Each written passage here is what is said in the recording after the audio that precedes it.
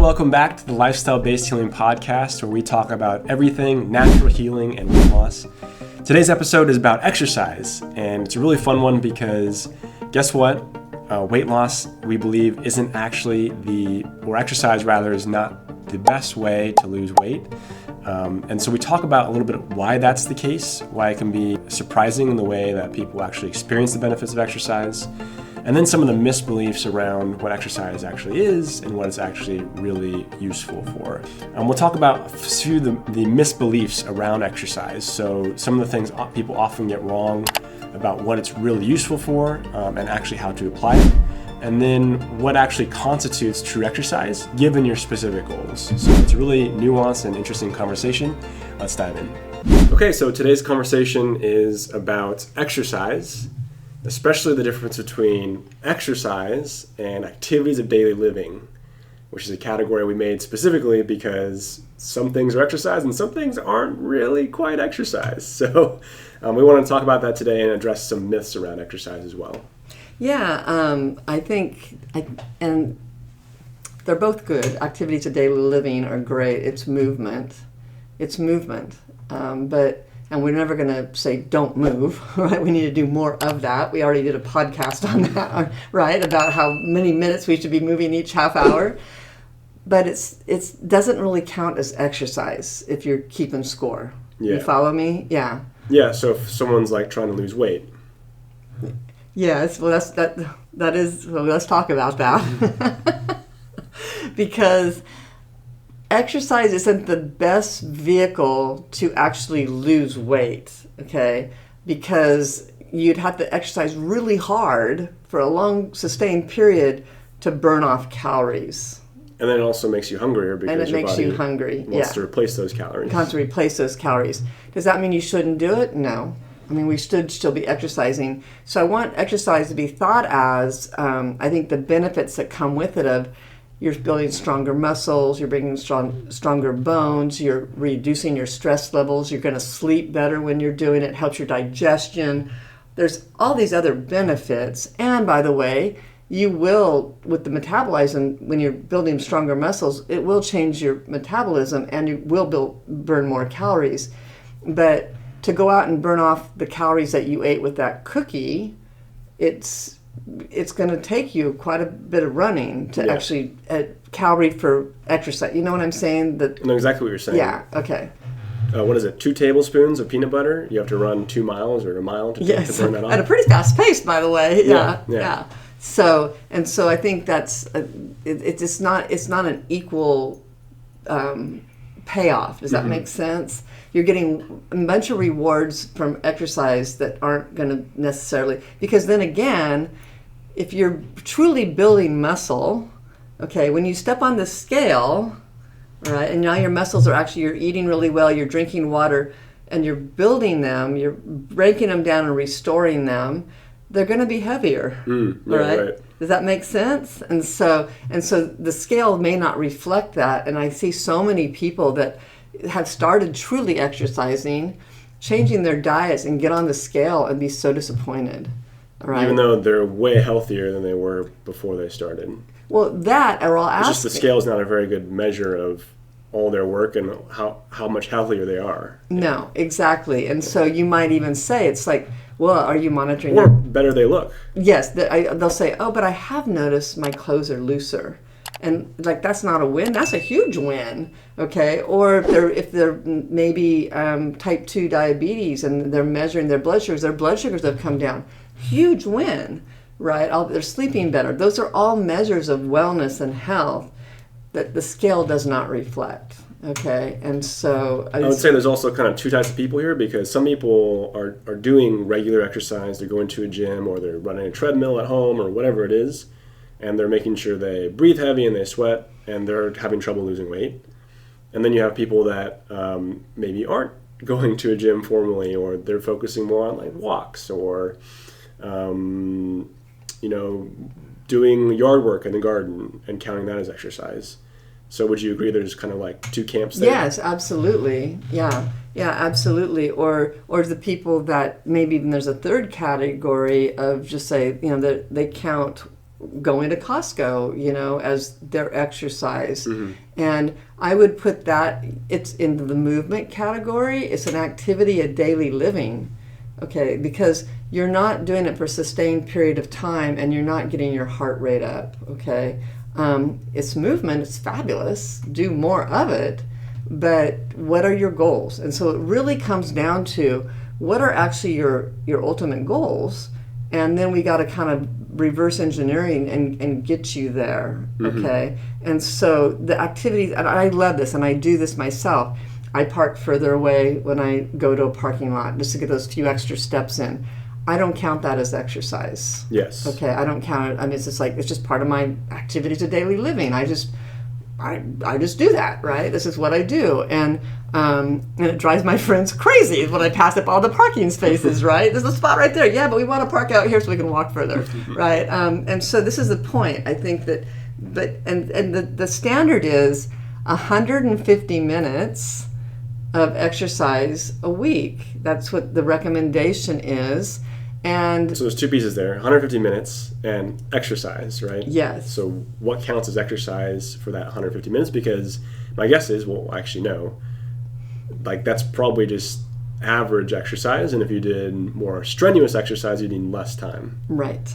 But vice versa, you probably need, for even chiller exercise, you need more time. More time, exactly. So what denotes 150 minutes of exercise? Yeah, I think getting your heart rate up a little bit, get a little breathy. You want to feel like you've worked out. I mean, not exhausted, but walking the dog that's stopping and smelling everything. It's movement. The dog's getting more exercise than we are typically, right? Because dogs do this when they walk, and then they stop, and we just sort of plod along. And so you're not really getting that breathiness. Remember, your heart's a muscle. And so like any other muscle you have, it needs to be stressed a little bit. Your heart rate should go up. Yeah, you have your heart rate up to have it stay strong. And then the thing is if you're already exercising, we have to mix it up. Okay, we have to mix it up a little bit because we tend to get really comfortable with what we do. And the fitter you get, the more you have to do actually to keep stressing your body. Does that make sense? Yes. Yeah. And so that's why when people lift weights, they have to keep going up in their weights because now their muscles actually stronger. So to maintain that or get it even stronger, you have to increase. And I don't see a lot of people that increase. Yeah. And I fall into this sometimes where you only have so much time, you can get your walk in. And so sometimes it just feels good to walk and just let your mind go. That's fine. But, I have to also counteract that with saying, okay, I'm going to jog for a portion of it, or I'm going to come back and do something else, to get my heart rate up. Otherwise, you're going to lose that cardio. And you need both. You need the cardio and you need the resistance training. Yeah. Honestly, it's a good way to look at it is you need to put some healthy stress on your body. Yes. And so there's going to be a certain level of discomfort to that, I think. Yeah. It doesn't have to be like obviously ridiculously uncomfortable, but you do need to push yourself into a zone where, like you said, your heart rate goes up, you start breathing a little more, and it is, somewhat challenging. Yeah. Yeah. And then if you're able to just stroll and just do it, walk around Costco or, otherwise just not breathe hard or really think about it. It should be enough to like engage your mind where you have to like consciously do it. Yeah, and I think there's room for that. I mean, because if you're where you want to be, physically and health-wise, and your numbers are good, then you have figured out where you're able to maintain. You've got and here's the thing with exercise, you can't ignore what you're eating. Especially if you're trying to lose weight or keep your numbers in a healthy zone. And so if all that's dialed in, then you might be in this maintenance phase of your exercise, and that's great. Keep doing that. I know, for like me personally, it's like I want to keep my level of exercise up to a level, a certain spot. So if someone calls me up and says, let's go do a 5-mile hike, I don't have to wonder if I'm in shape enough to go do it. I can just say yes, okay, and I'm going to be like, hey, I'm there, I'm doing it. And so it's different for everybody where they want to be, and so determining where that is for you is really important. Yeah, and what you need to get from A to B. Yeah, sure. and so, we like to water ski, right? And so before water ski season, I'm going to start lifting different weights so that I'm ready for that first run of our ski season. But you also know by the end of the season, we're way stronger, right? Because we've been using those muscles. And so it's so individual. Right. But I just think that if people are exercising for weight loss, you can't ignore the nutrition component of it, what you're actually putting on your plate, because you want to refuel those muscles you're using, and you also want to actually be eating in a way that's going to lower the calories without portion control, and it's going to be nourishing your body. So it's kind of a dance in a way. Yeah, that makes total sense. Yeah. Yeah, it's not gonna, like you said. Well, we always say, at least, you can't outrun your fork. You can't outrun your fork. So that needs to be an essential part. I think you can probably, you can get weight loss with just exercise, but it's kind of like the hard way, I think.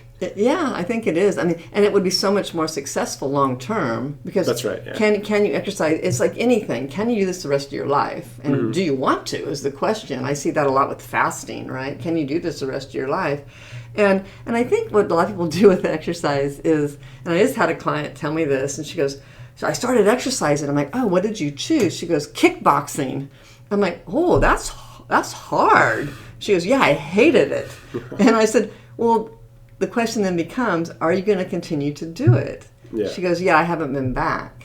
Okay. And so to me, that was sort of like, all right, let's find something else that you actually like. Right. And start doing, because then you're going to set yourself up for success, right? And so it doesn't. Kickboxing, that's like jump and fall all in, right? Because I'm assuming she's doing it all in. So just really find what you like is so important, and remember that we want you gardening, we want you walking around, we want you doing those other activities, your chores around the house. And it's better than sitting on the couch, but we also want you trying to, exercise and do other things too. Yeah, there's definitely a place, especially if you're like literally starting from zero. Stepping into those things more and more is a really good way to get you started. But again, your body adapts, and so you have to keep kind of moving the bar and progressing. Yeah, and I think for some people, and we've worked with plenty of clients like this, that they have bad knees. Okay, yeah. They have some injuries that they can't actually exercise the way they used to, and we have found so many great videos, chair yoga, which people think, oh, ho hum, it's hard, it's not going to give me a workout, and we've done it. It gives you a workout. So there's other things that you can put in that spot until you're rehabilitated or you're well enough to, go back into doing what you used to do. And so I just think that you have to just kind of think out of the box a little bit and be willing to try something new. And there's plenty of activities you can do to still create fitness that may not be running. Right. Okay. And I just think that you have to kind of look for those. Cool. Well, that's it for today. Yeah. Thanks so much for watching. If this was valuable to you, make sure to like and subscribe. That way you get future videos. And if you want more resources from us, go to therevitalizecenter.com. That's where we're going to be able to give you stuff like a free newsletter you can sign up for, or even some courses that you can take on specific issues or health issues to turn them around. So check that out. Otherwise, we'll see you guys in the next video. Bye.